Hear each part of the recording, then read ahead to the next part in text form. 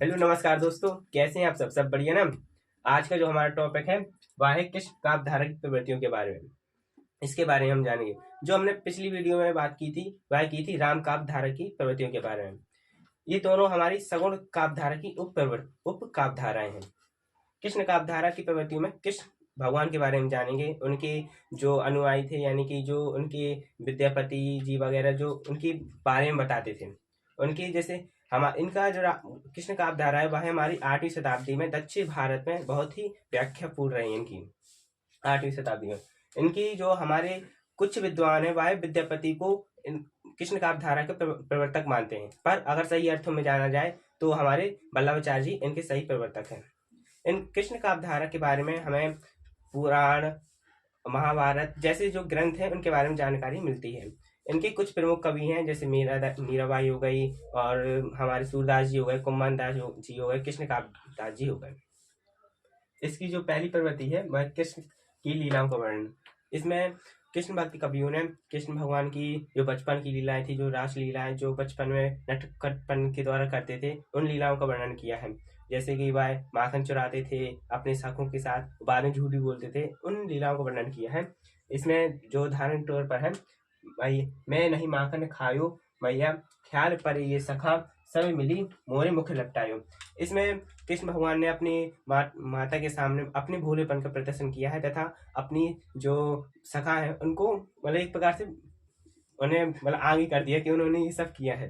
पर आगे की जो प्रवृत्ति है उसके बारे में जान रहे। इसकी जो दूसरी प्रवृत्ति है वह है भक्ति भावना। इसमें भक्ति के बारे में बताया गया।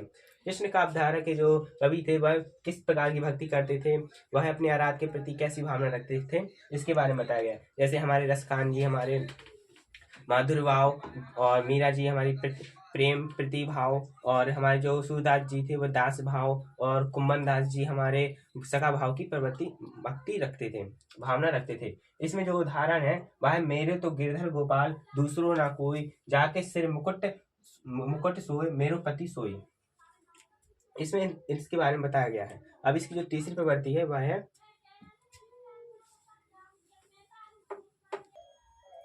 इस काव्यधारा की जो तृतीय प्रवृत्ति है वह है प्रेम वर्णन।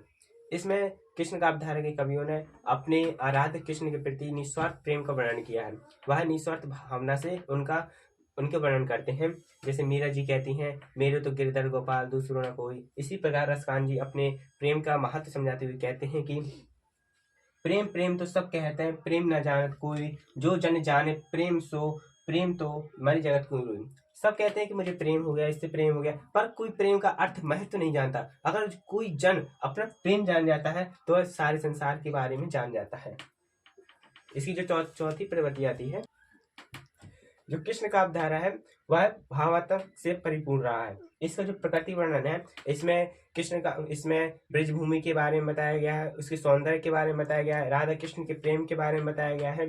उदाहरणतः हम देख सकते हैं इसमें बताया गया है बिन गोपाल बैरिन भई कुंजे, यानी कि गोपाल के बिना जो कृष्ण भगवान वहां से चले जाते हैं जब ब्रज भूमि को छोड़कर, तब उसके बारे में बताया गया है बिन गोपाल बैरिन भई कुंजे, तब ये लता लगती अति शीतल, अब भई विषम ज्वाला की पुंजे। जब श्री कृष्ण भगवान अपने जन्म स्थान को छोड़कर चले जाते हैं तो वहां पर जो सखियां होती हैं, जो वहां के गोपाल वगैरह जो मित्र होते हैं, जो माता पिता होते हैं, उनके बारे में बताया गया है, उनकी दशा के बारे में बताया गया है, उन मनोदशा के बारे में बताया गया है इस दोहे के माध्यम से। इसकी जो पांचवी प्रवृत्ति है वह है रूप सौंदर्य वर्णन। जो कृष्ण काव्यधारा के कवि हैं उन्होंने रूप कृष्ण भगवान और राधा जी का बहुत ही जो रूप है बहुत ही अद्भुत तरीके से वर्णन किया है। हमारे सूरदास जी जो थे वो जन्मान अंधे थे, होते हुए भी उन्होंने कृष्ण का भगवान की जो छवि का वर्णन किया है बहुत अद्भुत तरीके से किया है, जो आज कोई भी कवि नहीं कर सकता है।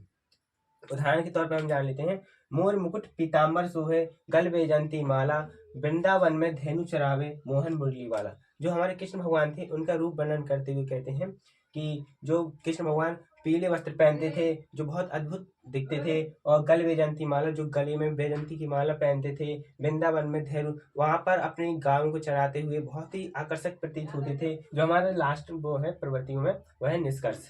इसमें बताया गया जो हमारे कृष्ण काव्यधारा कवि हैं उन्होंने कृष्ण भगवान की भावनात्मक के जो हमने पढ़ा भावनात्मक के बारे में बताया गया है, उसकी हमारे प्रकृति के बारे में बताया गया कि किस प्रकार की वहाँ पर भूमि थी, किस प्रकार की उनका व्यक्तित्व था, इनके बारे में बताया गया है। निष्कर्ष में साधारणतः हमें उनकी जो हम प्रवृत्ति लिखते हैं उन्हीं से थोड़ा थोड़ा करके हम लिख देते हैं, वही हमारा निष्कर्ष हो जाता है। धन्यवाद।